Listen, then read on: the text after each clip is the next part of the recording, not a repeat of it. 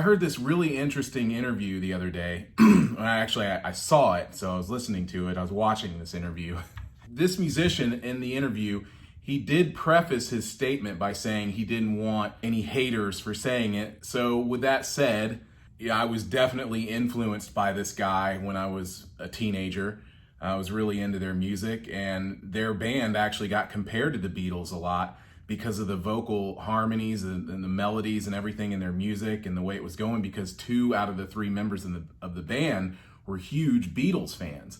And he was mentioning why he did not really think the Beatles were all that great. He doesn't hate them, but he was basically talking about why he never thought much of them.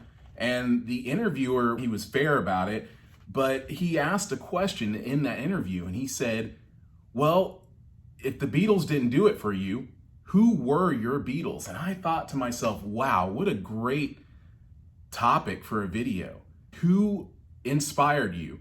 And I want you guys to let me know, because this is my favorite thing to do on this channel. I love having conversations with people about, musical influences, bands that they've gone to see, or music that they grew up listening to and they love, and gear, everything. Anything that involves music, I'm all about it. I love talking about it. So for me, no big secret, I think I've said it already in other videos, but XTC is and will always be my Beatles. But before XTC, my Beatles was INXS. The reason I want to mention them and take a moment to talk about them is because I have been to 2 shows that I can think of recently, one being Tears for Fears, the other being The Fix, where I ran into people that I did not know who were talking about INXS and how much they loved INXS. Both of these people, they had nothing to do with each other, but it was just strange to me. Both of them were agonizing over the fact that they had never gotten to see INXS live. I'm very fortunate. I got to see INXS live.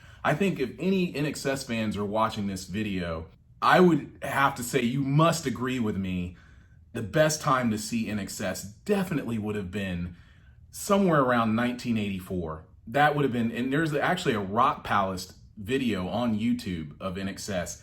I love that concert. They play every song I want them to play. They cover stuff from Underneath the Colors. They cover things from the first album, the self-titled record. They play, plenty of things from Shabooh Shoobah, which I believe is their best album. I love The Swing. I love Listen Like Thieves. I mean, I love all their stuff, even part of Kick. But I love all of those first, I guess you could say 6 albums, or the first 5 albums. I'm really a big fan of those. But there's something about a lot of bands, that 3rd album, there's something really special with a lot of bands with their 3rd record. There's just some kind of a zone that they get into. They just get a little bit deeper, and it's that 3rd album for a lot of bands that's very special to me. And with INXS, it was definitely Shabooh Shoobah.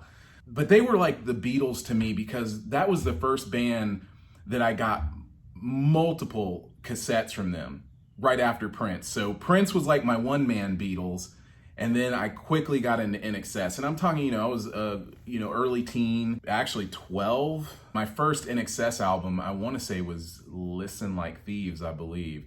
Then I got Kick, and then I went backwards and I got The Swing, and actually I think before I got The Swing, I got the self-titled and Underneath the Colors, which are phenomenal records. I mean, I love those albums. On October 15th, I believe, this year, Shabooh Shoobah will be 40 years old. Oddly enough, at the time that I really started diving deep into INXS as a listener, I wasn't really attempting to play their music that much. I did attempt to play some of it, but I felt like it was more keyboard driven. I wasn't thinking. I hadn't really truly discovered the bass. I heard the bass, but I didn't realize what it was doing in these songs. For a very brief moment in my life, I had a guitar teacher, but I remember going to this guy and saying, look, man, I want to play stuff like Need You Tonight.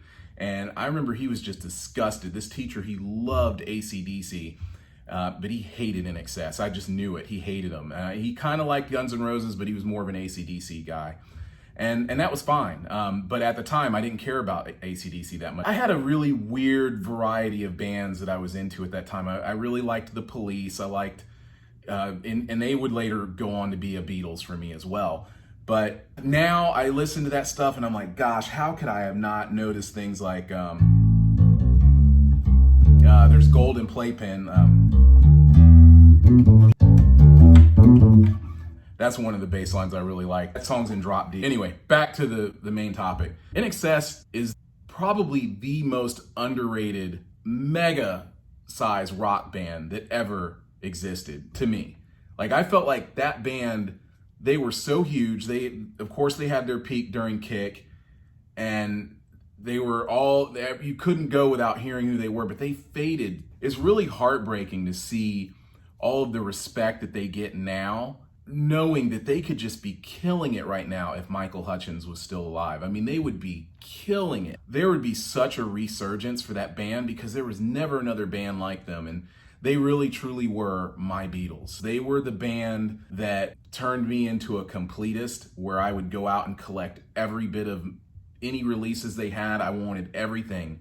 I wanted to know everything about that band. I wanted to know everything about their songs. I am very, very thankful that I got to see them live. We're gonna celebrate Shabooh Shoobah here very soon. I've already missed the mark with English Settlement by XTC, which also turned 40 this year. I mean, there's a lot of great albums that were released in 1982 and 1992. There's just so much to talk about. So please, once again, tell me, who was your Beatles? Who did you really love coming up before the Beatles? Or do you even really think the Beatles are all that great? Because there was a time in my life, I can tell you right now, I didn't like the Beatles at all. As I grew up and started to learn more about music and dive into things a little bit deeper, I started realizing that the Beatles did a lot of things that were valid, but it doesn't mean that you can't love another band more than the Beatles. Does that make sense?